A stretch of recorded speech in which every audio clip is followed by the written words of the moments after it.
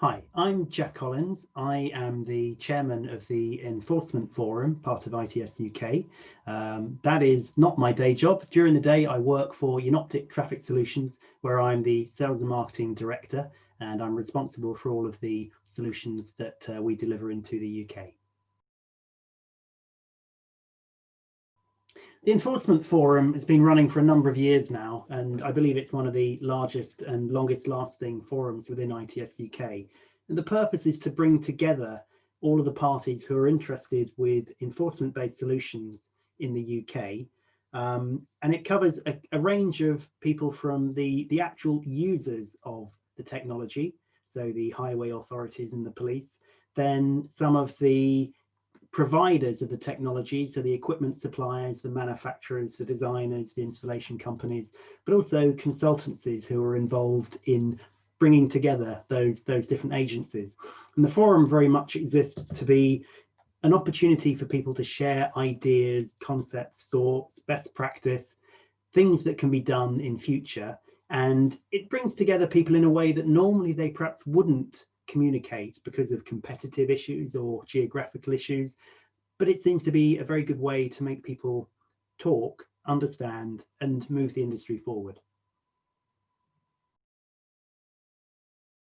From the individual viewpoint of some members of the public, anything to do with enforcement could arguably be a bad thing.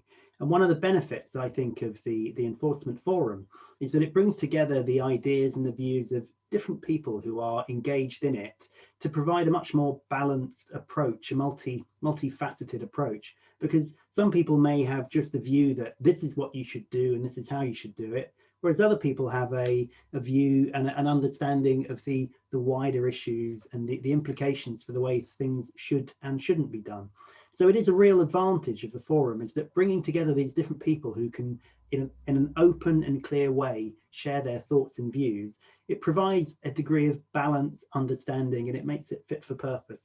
And I've worked with enforcement solutions for many, many years now, and I know very well that a well-designed and appropriately understood and presented solution is much better than something that is simply a box ticking exercise. So I do think that the advantage of a forum such as the Enforcement Forum is that it actually benefits the road using public, because it makes things that are fit for purpose and have been fully thought through in how they're going to work in a wider environment. A key part of the technology that we use is the fact that it's automated rather than requiring people at the side of the road.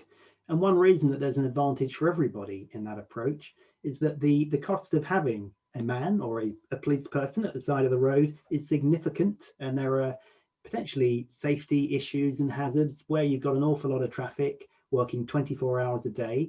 It's not practical to have people directly in harm's way. Whereas technology can be, because it can be automated, and it can then be completely impartial. It can operate 24 hours a day, and it can operate in environments where otherwise it would be impractical to put a human operator or someone from the police. So it really does lend itself to technology, and technology can be, as I said before, made to be impartial. So it doesn't have any biases or any belief systems which may or may not be appropriate. It will provide a clear example of exactly what has happened, allowing somebody further down the road to actually make a decision about whether they should proceed with a prosecution, for example.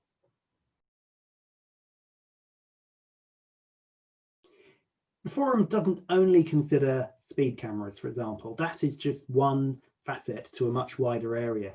So there are many situations where the technology will be used to monitor compliance and encourage compliance rather than just catching people who are not complying. So some of the things that we consider within the forum are, as I touched on before, speed cameras, and there are different types. There are spot speed cameras, or there are average speed cameras, red light cameras, which could identify if a vehicle is going through a red light at a traffic signal or maybe at a level crossing.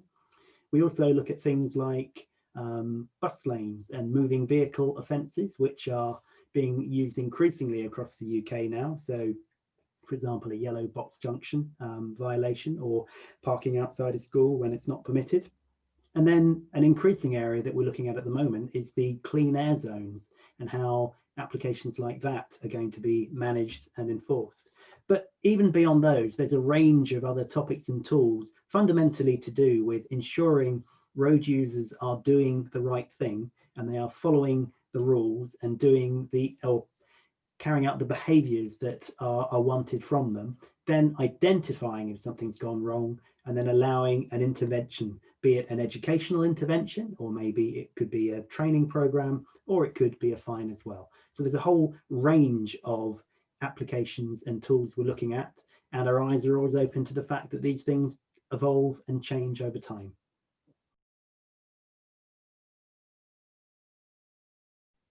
The future of enforcement is an interesting question, because there's a number of game-changing things going on at the moment, not the least of which is the driver behavior changes with the lockdown that's happened. But I'm thinking more about connected and autonomous vehicles, because there is an argument that if everything is going to be automated in terms of driving in the future, then maybe there would be no need to actually carry out enforcement of vehicles as they drive down the road. But I think that's a very one-dimensional and short-sighted view. There is always going to be the need to determine and show that a vehicle, be it under the control of the driver or under the control of the control system, a vehicle will need to be monitored to make sure that it's accurate, it's right, it's doing what it thinks it's doing, and that no laws are being broken or violated. And so there will be, I think, a wide range of solutions in the short term which cover immediate issues, but then we're going to be moving towards a connected and autonomous vehicle future as well.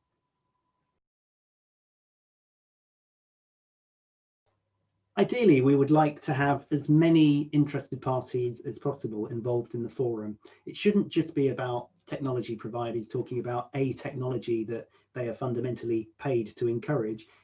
The forum really benefits from having a number of different interested stakeholders, and I would encourage people to get engaged, come up with new ideas, present this is what we'd like to achieve to the forum, and then that allows people to come up with ideas. And in that way, we're looking at best practice, what has been done now, but also here are places that we'd like to go. How can you help us to get there? And that very much keeps the UK at the front of ITS, which historically it has been, and I think we're all keen to try and encourage as well.